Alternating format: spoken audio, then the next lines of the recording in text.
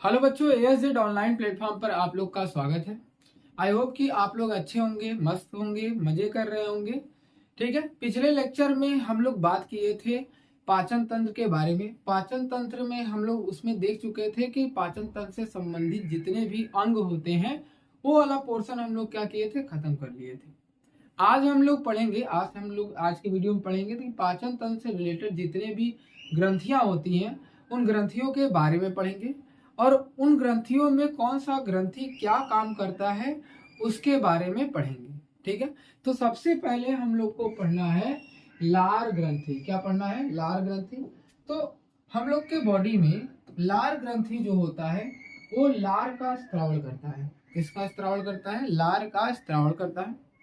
लार हमारी बॉडी में क्या करता है? भोजन को डाइजेस्ट करता है।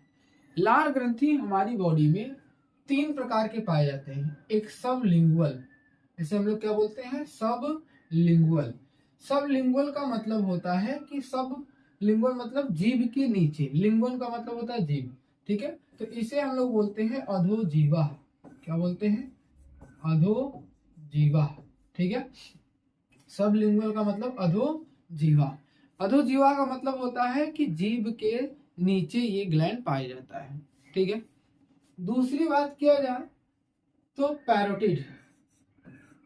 पैरोटिड ग्रंथि। पैरोटिड ग्रंथि जो होता है वो आपके दोनों कान के निचले वाले हिस्से पे पाया जाता है।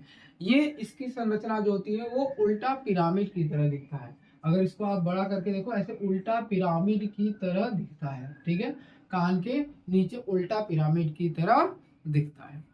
दूसरा, इसके बाद नेक्स्ट बात करते हैं सब मैंडिबुलर। सब मैंडी,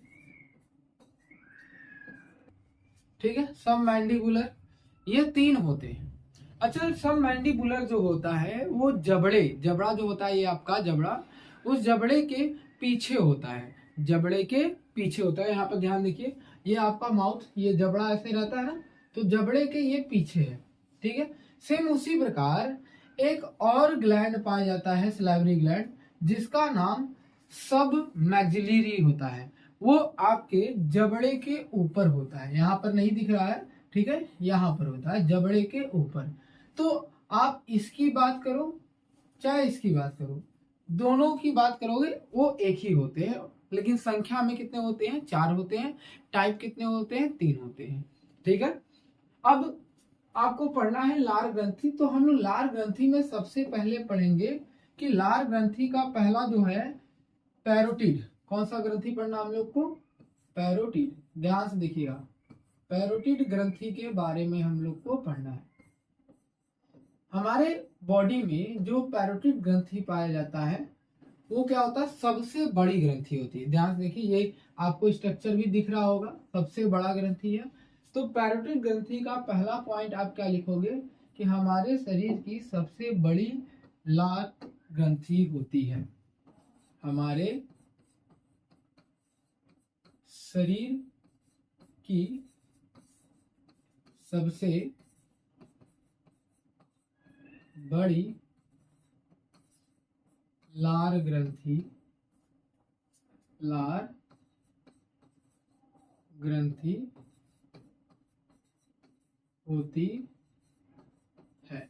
ये हम लोग का पहला पॉइंट था। ठीक है, दूसरा पॉइंट हमने क्या बताया कि ये इसका जो संरचना होता है उल्टे पिरामिड के आकार का होता है। जैसे पिरामिड आपका सीधा होता है ट्रायंगल आकार में, तो उसी को हम लोग उल्टा कर देते हैं।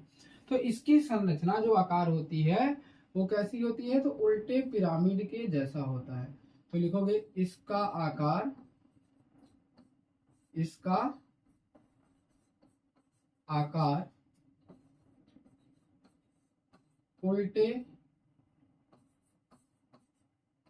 पिरामिड, उल्टे पिरामिड के जैसा होता है, जैसा होता है। ठीक है, उल्टा पिरामिड दिखता है ना, तो उसके जैसा होता है। इतना समझ में आया? दूसरा इसमें पॉइंट क्या लिख सकते हो कि ये दोनों कान के निचले वाले हिस्से में क्या होते हैं? पाए जाते हैं। एक चीज और, अगर पैराइटिड ग्रंथि में सूजन आ जाए, अगर इस ग्रंथि में क्या हो, इस ग्रंथि में सूजन आ जाने पर, सूजन आ जाने पर एक रोग हो जाता है, उस रोग का नाम, डिजीज का नाम गुलसुआ होता है, गुलसुआ। ये आप याद रखोगे, ठीक है। गुलसुआ नाम की एक बीमारी होती है जो पैराइटिड ग्रंथि के सूजने पर आता है। इतना समझना। अच्छा, फैक्ट की बात, अगर आप फैक्ट जानने में इंटरेस्ट है तो फैक्ट की बात क्या है कि हम लोग के बॉडी में ये जो पैराइटिड ग्रंथि होता है वो लार का स्त्राव करता है, लेकिन जो फैक्ट की बात है कि ये जो पैराइटिड ग्रंथि होता है वो स्नेक में पॉइजन, जहर वाला पॉइजन, ठीक है, जहर वाली ग्रंथि बन जाती है, ठीक है।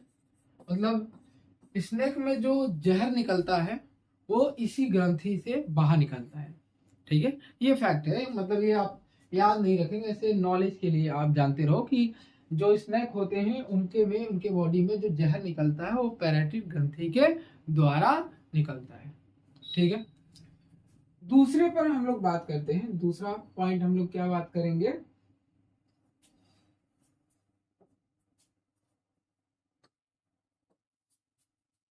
दूसरा है अधोजीवा। क्या है? अधोजीवा, ठीक है।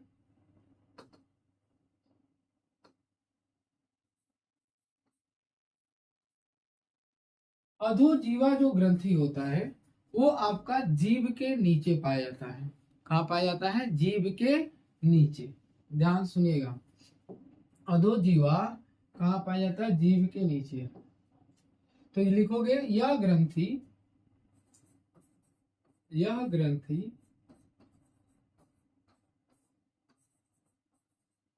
जीभ के नीचे पाया जाता है,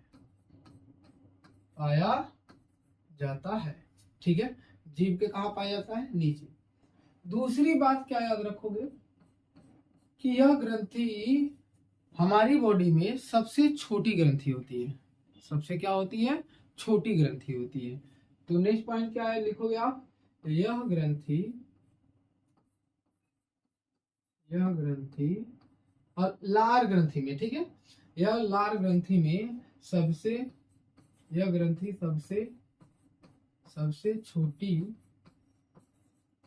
लार ग्रंथि होती है। लार ग्रंथि होती है, ठीक है। यह ग्रंथि क्या होती है? सबसे छोटी होती है। दूसरा मैंने क्या बताया कि ये जीभ के नीचे पाया जाता है। अब छोटी होती है तो ये लार का स्त्रावण थोड़ा कम करती है। क्या करती है? पहले की अपेक्षा थोड़ा कम करती है। इतना समझ में आया? फिर उसके बाद थर्ड है आपका इसी में सब मैंडिबुलर।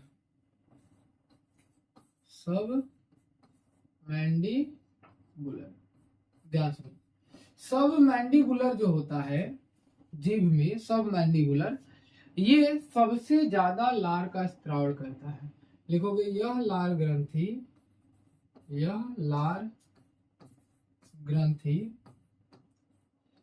सबसे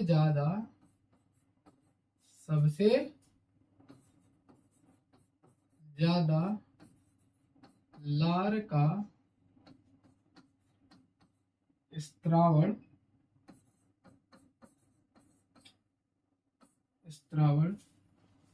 करती है। मतलब हमारे मुख गुहा में सबसे ज्यादा लार ग्रंथि निकालने वाला कौन है? सब मैंडिबुलर, ठीक है। अब दूसरी बात कि अब इसके बारे में जानेंगे, सब मैंडिबुलर क्या करता है हमारी बॉडी में। अगर पूछ ले कितना, लगभग कितना परसेंट, तो आप बोलोगे लगभग ये 65 से लेकर 70% तक लार का स्त्रावण करते हैं। ठीक है, मतलब 100% मान लो हमारे मुंह में लार है, तो उनमें से लगभग अकेले 65 से 70% लार का स्त्रावण ये कर देते हैं। ठीक है, दूसरी बात, ठीक है, इतना समझ में आया? अब हम लोग पढ़ेंगे कि हमारी बॉडी में लार का काम क्या होता है, लार एक्चुअल में करते क्या है। ठीक है, तो आगे देखते हैं हम लोग। बैकग्राउंड एक्चुअल में चेंज कर लेते हैं, बैकग्राउंड ग्रीन कलर कर लेते हैं। ठीक है, चलिए अब इस पर बात करते हैं हम लोग। देखो बच्चों, आपकी जो लार ग्रंथि होती है, ध्यान सुनो, जो लार ग्रंथि होती है वो आपसे क्या पूछा जाएगा कि लार ग्रंथि का पीएच मान कितना होता है। ध्यान सुनिएगा, अगर आपको पीएच मान जानने की इच्छा हो रही है तो पीएच मान जब हम लोग वीडियो लेक्चर नंबर 1 देखेंगे, मतलब चैप्टर नंबर 1, तो उसमें आपको बताया जाएगा पीएच का मान और पीएच वैल्यू होता क्या है, कैसे हम लोग डिफाइन करते हैं। ठीक है, ये सभी के सभी चैप्टर 1 और चैप्टर 2 में बताए जाएंगे आपको। ठीक है, तो लार ग्रंथि के बारे में पढ़ना है। किसके बारे में? लार ग्रंथि के बारे में हम लोग को पढ़ना है। ध्यान सुनिए, लार ग्रंथि का सबसे पहला क्वेश्चन कि पीएच वैल्यू कितनी होती है। पीएच वैल्यू, पीएच मान आपसे अगर कोई पूछे तो आप बोलोगे 6.4 से लेकर 6.8। अगर पीएच मान 0 और 7 के बीच में आता है, ध्यान सुनिएगा, 0 और 7 के बीच में आएगा तो इसका एक और प्रश्न पूछेगा कि इसका नेचर, प्रकृति कैसा है। तो आप बोलोगे इसकी प्रकृति कैसी है, तो अम्लीय है। कैसी है? अम्लीय। ध्यान सुनिएगा, ये कैसी है? अम्लीय प्रकृति की होती है। मतलब 0 से 7 के बीच में जितने भी पदार्थ का पीएच मान 0 और 7 के बीच में होता है वो कैसे होते हैं? अम्लीय होता है। समझ में आया सबको? चलो, अगर 7 से अधिक हो गया तो, अगर आपसे कोई पूछ ले 7 से अधिक हो गया तब, तो आप बताओगे वो क्षारीय होते हैं। अगर 7 हो गया तो न्यूट्रल, उदासीन होते हैं। आई होप कि ये क्लियर होगा। ठीक है, दूसरी बात, आपके मुंह में मुख गुहा के द्वारा जो लार निकलता है वो पर डे के हिसाब से, ठीक है, अगर प्रतिदिन के हिसाब से देखा जाए, प्रतिदिन पूछा जाए प्रतिदिन लार कितना निकलता है, तो आप बोलोगे प्रतिदिन लार की जो संख्या होती है वो लगभग 1.5 लीटर पर डे होती है। मतलब एक दिन में लगभग 1.5 लीटर, मतलब 1.5 लीटर पर डे आप लार का स्त्रावण करते हो। ठीक है, इतना क्लियर है? दूसरी बात करते हैं, जो लार होता है, ध्यान सुनिएगा, जो लार होता है उसमें 99% वाटर होता है। ठीक है, क्या होता है? जल होता है। और बचा हुआ लगभग 1%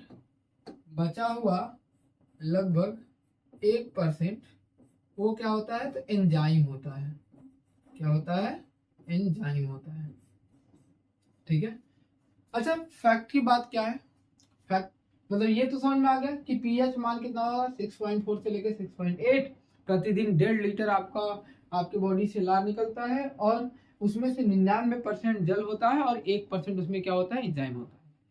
अब देखो बच्चों, इसके बाद हम लोग को मेन क्या याद रखना है कि ये तो समझ में आ गया कि हाँ पीएच मान इतना होता है लार ग्रंथि का, और पीएच वैल्यू इतनी होती है, और इसका नेचर एसिडिक होता है, 99% वाटर है। तो ये तो पता चल गया हम लोग का।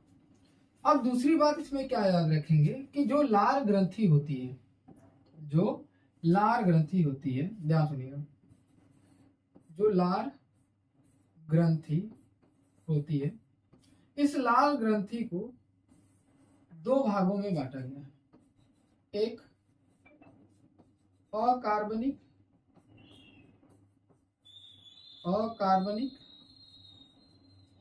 और दूसरा कार्बनिक। ठीक है, एक अकार्बनिक, दूसरा कार्बनिक। ठीक है बच्चों, अब कार्बनिक अकार्बनिक में अकार्बनिक में क्या आता है तो आप बोलोगे वाटर, ठीक है, क्या आता है, जल आता है, ठीक। और क्या आता है तो आप बोलोगे इलेक्ट्रोलाइसिस आते हैं, क्या आते हैं, इलेक्ट्रोलाइसिस मतलब विद्युतीकरण, कुछ मेटल होते हैं वो, जैसे S2-, ठीक है, S2-K+, ये सब जो एलिमेंट होते हैं वो इलेक्ट्रोलाइसिस जिनका करने पर अलग अलग किया जाता है, Na+, Ca2+, ठीक है, तो ये सब आपके इलेक्ट्रोलाइसिस एलिमेंट होते हैं, वो आपके मिलते हैं, ठीक है। और कार्बनिक में क्या मिलता है तो आप बोलोगे, कार्बनिक में क्या मिलता है तो सबसे पहले आप बोलोगे एंजाइम, क्या क्या बोलोगे, एंजाइम मिलता है, क्या मिलता है, एंजाइम, ठीक है। दूसरा क्या बोलोगे, एंजाइम के साथ साथ इसमें लाइजो क्या पाया जाता है, लाइजोसोम पाया जाता है, ठीक है, लाइजोसोम, ठीक है। अच्छा दूसरी बात, कौन सा, कोई पूछ ले कौन सा एंजाइम पाया जाता है, कौन सा एंजाइम पाया जाता है तो आप बोलोगे टाइलिन, क्या बोलोगे, टाइलिन या एमाइलेज, ठीक है, टाइलिन बोलोगे या एमाइलेज बोलोगे,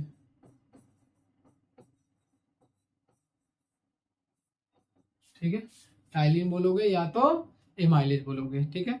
का एमाइलेज जो होता है एक तरह का कार्बोहाइड्रेट एमाइलेज बोला जाता है, जो कि कार्बोहाइड्रेट का पाचन करता है, और टाइलिन दोनों एक ही होता है, एमाइलेज या टाइलिन, समझ में आया? अब आगे बात करते हैं कि ये टाइलिन और लाइपेज करते क्या है, टाइलिन और लाइपेज करते क्या है, ध्यान सुनिएगा।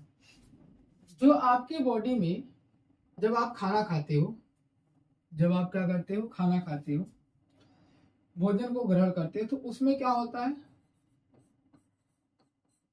कार्बोहाइड्रेट होता है, क्या होता है, कार्बोहाइड्रेट होता है। कार्बोहाइड्रेट इट मीन्स कि कार्बोहाइड्रेट का एक टाइप होता है जिसका नाम स्टार्च होता है, क्या होता है, स्टार्च। तो हमारे मुंह में, आपको मैंने पहले भी लिखा था आहार नाल में कि कार्बोहाइड्रेट का पाचन होता है, और कार्बोहाइड्रेट लगभग 30% पचते हैं। तो यही जो कार्बोहाइड्रेट है उनमें क्या स्टार्च पाया जाता है, स्टार्च को मंड भी कहा जाता है। तो ये जो स्टार्च होता है इसी को कौन पचाता है तो आप बोलोगे, आप क्या बोलोगे, टाइलिन पचाता है, कौन पचाता है,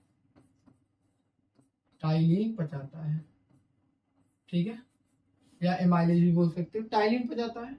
और टाइलिन जो होता है स्टार्च का पाचन करके किसमें चेंज कर देता है तो आप बोलोगे माल्टोज में चेंज कर देता है, माल्टोज में क्या करता है, बदल देता है, ठीक है। माल्टोज ग्लूकोज का एक प्रकार होता है, ग्लूकोज जैसे C6H12O6 लिखते हो ना, उसी प्रकार से माल्टोज भी होता है, उसी उसी कार्बोहाइड्रेट के में बिलोंग करता है, ठीक है। तो इसको किस में चेंज करता है, माल्टोज, इतना समझना। तो आपसे क्या पूछा जा सकता है कि हमारी बॉडी में जो लार निकलता है उसमें क्या होता है, टाइलिन, और ये टाइलिन किसका पाचन करता है, स्टार्च का, और स्टार्च को पचा के किसमें बदल देता है, माल्टोज में, ठीक है, याद रहेगा। सेकेंड क्या बात करोगे, लाइसो जो जाइम होता है, ध्यान सुनो, लाइसोजाइम, ठीक है। अच्छा यहाँ पर थोड़ा चेंज कर लीजिएगा, पीछे वाले में स्लाइड में लाइसोजाइम, ठीक है, यहाँ पर लाइसोजाइम रहेगा, ठीक है, लाइसोजाइम, ठीक है। चलिए लाइसोजाइम क्या करता है तो लाइसोजाइम क्या करता है, लाइसोजाइम बैक्टीरिया को मारता है, क्या करता है, जब हम खाना खाते हैं तो उसमें कुछ बहुत बैक्टीरिया होते हैं, जीवाणु होते हैं, उन जीवाणुओं को ये लाइसोजाइम क्या करता है, नष्ट कर देता है, क्या करता है, नष्ट कर देता है। तो आप इसमें क्या लिखोगे कि यह जीवाणुओं को नष्ट करता है, नष्ट करता है, ठीक है, ये इतना समझ में आया बच्चों। तो आप दो चीज यहाँ पर याद रखो, मोस्ट इंपॉर्टेंट यही दोनों है यहाँ पर, कि कार्बोहाइड्रेट स्टार्च का पाचन टाइलिन की वजह से माल्टोज में चेंज होता है, और लाइसोजाइम लाइसोजाइम जो होता है वो जीवाणुओं को नष्ट करता है। ठीक है, फैक्ट की बात क्या याद रखोगे यहाँ पर फैक्ट क्या है भाई? तो फैक्ट ये है कि हमें जब चोट लगता है तो हम लोग क्या करते हैं, बचपन में ऐसे थूक लगाते हैं ना, तो कहते हैं कि थूक लगाने से सही हो जाता है। तो जो भी चोट लगने पर बैक्टीरिया होते हैं तो लाइसोजाइम हमारे लार में पाया जाता है, तो क्या करता है, बैक्टीरिया को मार देता है। तो यही लाइसोजाइम जो होता है वो हमारे अपेक्षा कुत्तों में ज्यादा होता है। कुत्तों में क्या होता है, ज्यादा होता है। तो जब आपको चोट लगे तो आप कुत्तों का लार लगा सकते हो, ये तुम्हारे फैक्ट की बात है। ठीक है, आपके घर में अगर कुत्ता पाले हो तो अगर उसके पास लार है तो आप उसको लगा सकते हो। ठीक है, अब ये हमेशा मत करिएगा, जाके डॉक्टर को भी आप लोग दिखा लीजिएगा। चलिए नेक्स्ट हम लोग बात करते हैं जठर ग्रंथि के, जो हमारे अमाशय के अंदर पाया जाता है। अमाशय में हमने पढ़ाया था कि जठर ग्रंथि पाया जाता है और जठर ग्रंथि से जठर रस निकलता है। ठीक है, तो अब हम लोग को पढ़ना क्या है, जठर ग्रंथि। और जठर ग्रंथि कहाँ पाया जाता है, तो आप बोलोगे स्टमक के अंदर, अमाशय के अंदर। अच्छा, जठर ग्रंथि पढ़ने से पहले पहले कुछ आपको मैं बताऊंगा कि जठर ग्रंथि के अंदर कुछ विशेष प्रकार के लेयर पाए जाते हैं। अगर जठर मतलब जो अमाशय है वो कई प्रकार के लेयरों से मिलकर बना होता है। तो यहाँ पर लिखा हुआ है म्यूकोसा। क्या लिखा हुआ है, म्यूकोसा। ठीक है, म्यूकोसा। ठीक, पहला म्यूकोसा, फिर सब म्यूकोसा लिखा हुआ है, सब म्यूकोसा। फिर मसल्स, पेशी लेयर है, सिरोसा।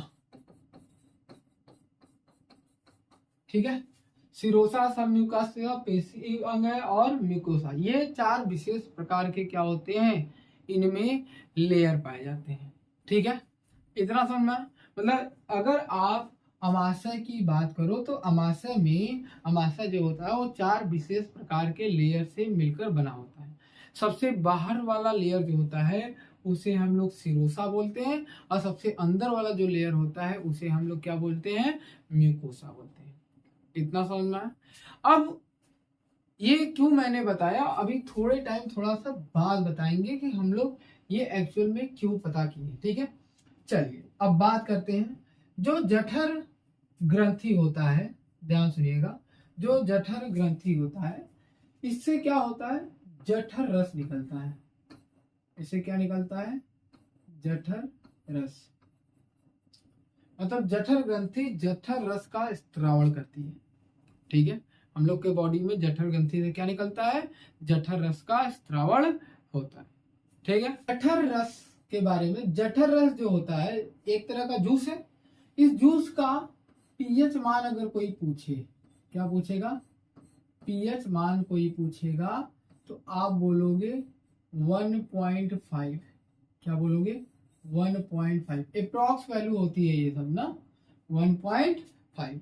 क्यों, क्योंकि हम लोग जानते हैं कि जठर रस जो होता है उसके अंतर्गत HCl भी आ जाता है, और HCl का पीएच मान 1 से लेकर 1.5। आहार नलिका जब पढ़ा रहे थे वहां पर अमाशय में मैंने इसको बताया था। अगर कोई चीज 1.5 जिसका पीएच मान 1.5 होता है, यदि उसका प्रकृति कोई पूछे कैसा है तो आप बोलोगे अम्लीय है। कैसा है, अम्लीय है। इतना समझ में आया। अब बात करते हैं, अगर आपसे जठर रस जो है इसको आगे चल के कितने भागों में बांटा गया, दो भागों में। गैस्ट्रिक रस को कितने भागों में बांटा गया, दो भागों में। ठीक है, जनरली दो भागों में है, लेकिन हम लोग कितने भागों में करके बढ़ेंगे, तीन भागों में। पहला, जल को अलग कर लेते हैं। ठीक है, वैसे कार्बनिक अकार्बनिक ही होता है लेकिन जल को हम लोग अलग करके पढ़ेंगे।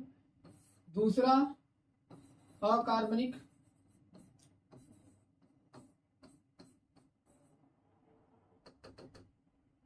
दूसरा अकार्बनिक फिर उसके बाद कार्बनिक। ठीक है, देखो अकार्बनिक में ही जल आ जाएगा, लेकिन हम लोग अलग क्यों पढ़े हैं, क्योंकि जो जल होता है वो जठर रस के अंतर्गत लगभग 98% अकेले होता है। बचा हुआ 2% जो होता है वो अकार्बनिक और कार्बनिक होता है। कौन होता है, अकार्बनिक और कार्बनिक होता है 2%। अब बात क्या होगी, अगर आपसे पूछा कि अकार्बनिक पदार्थ कौन कौन से हैं, तो आप बोलोगे HCl, और क्या बोलोगे, मिनरल्स मतलब खनिज होते हैं। ठीक है, और क्या बोलोगे, म्यूकस, क्या बोलोगे, म्यूकस। म्यूकस को श्लेष्मा भी बोला जाता है, श्लेष्मा। ठीक है, और क्या बोलोगे, बाइकार्बोनेट, बाइकार्बोनेट। ठीक है, ये नाम आप बताओगे। अगर कार्बनिक पूछे तब आप बताओगे रेनिन। क्या बताओगे, रेनिन। ठीक है, मतलब कार्बनिक में आपके एंजाइम आते हैं, और एंजाइम में कौन कौन से एंजाइम, तो रेनिन, पेप्सिन, रेनिन, पेप्सिन और लाइपेज। ठीक है, इतना नाम आप बताओगे। ठीक है, अब बारी बारी हम लोग बात करेंगे कि कौन सा हार्मोन कितना और कौन सा का कार्बनिक पदार्थ क्या काम करता है, और कौन सा एंजाइम का कार्य कौन सा किस प्रकार का भोजन पचाने का होता है। ठीक है, तो आगे हम लोग क्या बात करेंगे, नहीं, अगर आपसे क्या पूछेगा, सबसे पहले जो रेनिन होता है और पेप्सिन होता है वो अमाशय में जठर ग्रंथि से निकलने वाले जठर ग्रंथ में असक्रिय रूप से पाए जाते हैं। कहने का मतलब कि आप हमेशा खाना तो खाते नहीं हो, जब खाओगे तभी ये जूस और एंजाइम निकलेंगे। तो इसका मतलब कि सबसे पहले कि वो इनएक्टिव फॉर्म में रहेंगे, मतलब कोई काम उन्हें नहीं करना होगा। एक्टिव कब होंगे, जब आप कोई खाना खाते हो। तो कैसे कैसे पता चलेगा, तो ध्यान सुनो। जब आप कोई खाना खाते हो तो सबसे पहले जो प्रोरेनिन होता है, ध्यान सुनो,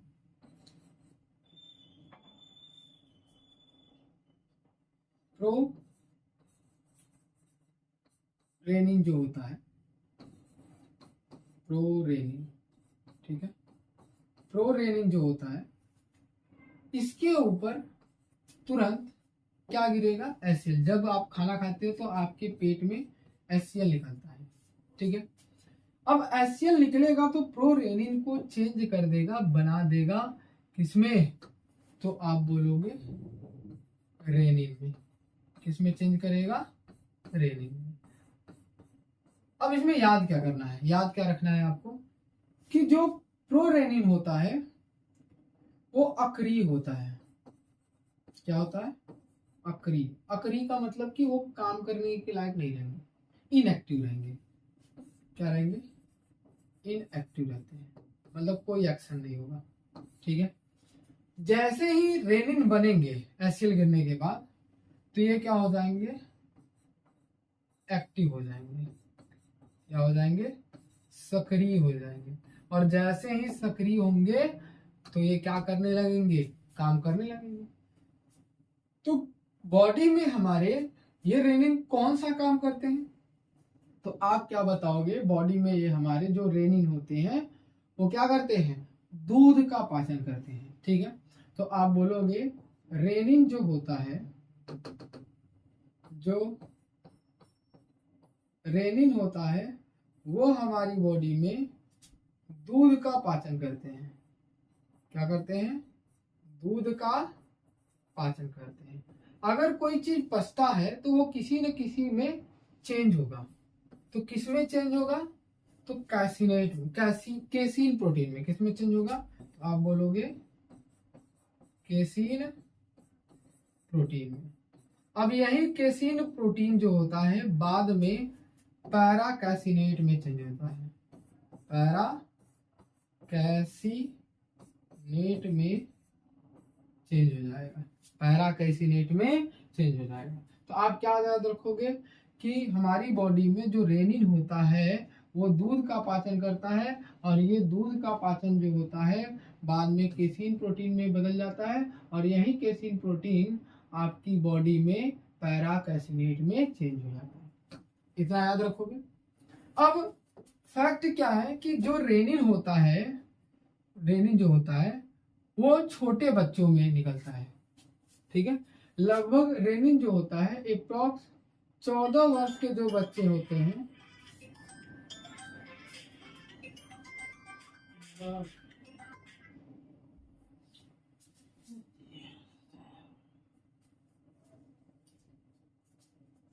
क्या याद रखोगे कि रेनिन जो होता है वो 14 वर्ष के बच्चों के लिए होता है, ठीक है।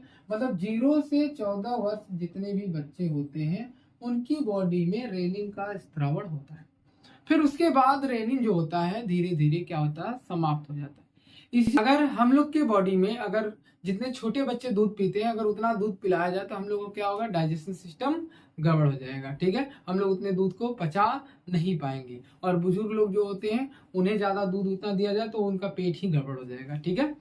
तो इसीलिए रेनिन जो होता है छोटे बच्चों में निकलता है और वो दूध का पाचन करके केसीन प्रोटीन और उसके बाद पैरा कैसिनेट में बदल देता है, ठीक है। पहला समझ में।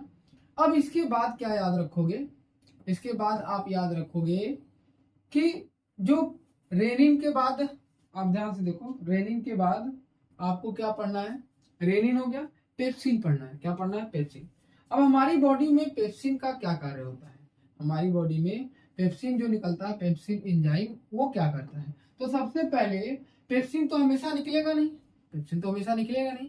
तो पेप्सिन जो होता है पहले इनएक्टिव फॉर्म में पाया जाता है। तो इनएक्टिव फॉर्म में जो होते हैं वो उन्हें बोला जाता है पेप्सिनोजन। क्या बोला जाता है? पेप्सिनोजन, ठीक है। पेप्सिनोजन पर, पेप्सिनोजन पर जैसे आप भोजन खाते हो तो उसके ऊपर क्या होगा, HCl आएगा, ठीक है। और ये HCl क्या करेगा, इसको एक्टिवेट करके पेप्सिन बना देगा। क्या बना देगा? पेप्सिन, ठीक है। अब ये पेप्सिन करता क्या है?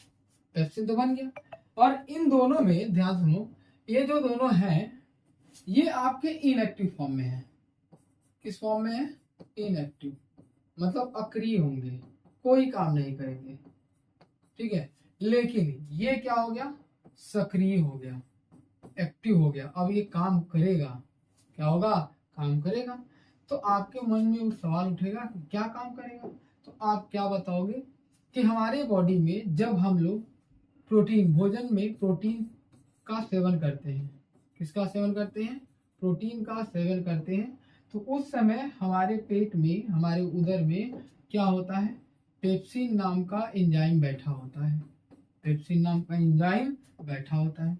और ये पेप्सिन जो होता है वो हमारी बॉडी में क्या करता है, इसी को बदल देता है, प्रोटीन को क्या करेगा, बदल देगा, मतलब छोटे फॉर्म में तोड़ देगा, क्योंकि हमारी बॉडी छोटे फॉर्म में क्या करता है, डाइजेस्ट करता है किसी चीज को। तो छोटे फॉर्म में तोड़ेगा तो इसका जो नाम बनेगा वो पेप्टोन्स, क्या बनेगा, पेप्टोन्स।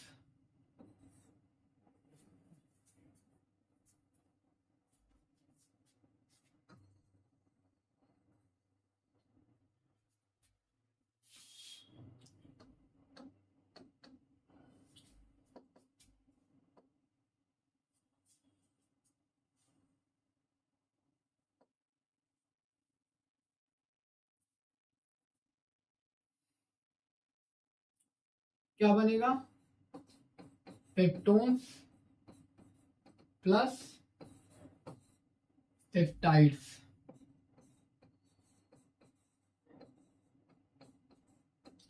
ठीक है, पेप्टोन्स और पेप्टाइड्स में टूट जाते हैं। ये प्रोटीन का छोटा पार्ट है, सबसे छोटा नहीं बोल सकते, ये क्या है, सब छोटा पार्ट है किसका, प्रोटीन का।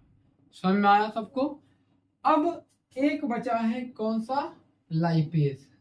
कौन सा बचा है, लाइपेज। लाइपेज जो होता है, ध्यान सुनिए, लाइपेज जो होता है हमारी बॉडी में, जब हम लोग खाना खाते हैं तो क्या होता है, वसा होता है, फैट, जिसे हम लोग फैट बोलते हैं, ठीक है, घी खाते हैं ना, तो ये जो फैट होता है इसका पाचन करता है, ठीक है, इसका पाचन करके वसी अम्ल बना देगा, वसी अम्ल बना देगा और ग्लिसरॉल बनाएगा। क्या बनाएगा, ग्लिसरॉल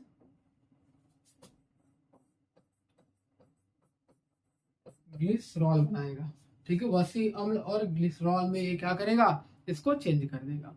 अच्छा, एक चीज और याद रखोगे कि जो यहाँ पर वसा लिखा हुआ है, यहाँ पर जो वसा लिखा हुआ है, ठीक है, इसका पाचन जो होता है पेट उदर में, अमाशय में बहुत आंशिक रूप से होता है, ठीक है, आंशिक रूप से, मतलब बहुत थोड़े अमाउंट में, कम मात्रा में वसा का पाचन होता है, ठीक है, वसा का पाचन जो होता है बहुत कम अमाउंट में। या तो ये कर ले कि यहाँ पर क्या होता है, वसा का इमल्सिफिकेशन होता है, उन्हें छोटे छोटे पार्ट में तोड़ दिया जाता है, ठीक है, इतना समझ में आया, ठीक। अब दूसरी बात करते हैं हम, ध्यान सुन, हम लोग को रेनिन समझ में आ गया, पेप्सिन समझ में आ गया, लाइपेज समझ में आ गया। अब एचसीएल, तो एचसीएल हम लोग पिछले लेक्चर में बात किए थे, वहां पर एचसीएल जो होता है एक तरह का एसिड होता है जो भोजन को पेट में सड़ने से बचाता है, बैक्टीरिया को मारता है, और दूसरे हार्मोन को क्या करता है, दूसरे एंजाइम को क्या करता है, ये सक्रिय कर देता है। और दूसरी इसकी फैक्ट की बात मैंने बताया था कि एचसीएल की जो पीएच मान होता है वो बहुत स्ट्रांग होता है। क्या होता है, बहुत स्ट्रांग होता है। अब बहुत स्ट्रांग होता है ये एसिड, अम्लीय होते हैं, तो ये पेट से बाहर आ जाने चाहिए थे, पेट से बाहर आते नहीं है। तो इसका मतलब कोई एचसीएल से हमारे पेट का, हमारे उदर का, अमाशय का कोई सुरक्षा कर रहा होगा, उसे क्या कर रहा होगा, प्रोटेक्ट कर रहा होगा।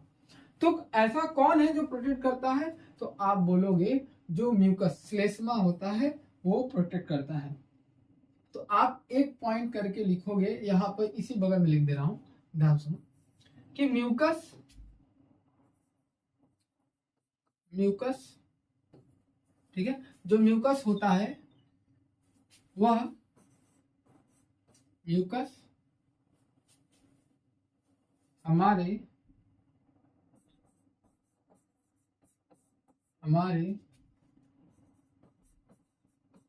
अमाशय के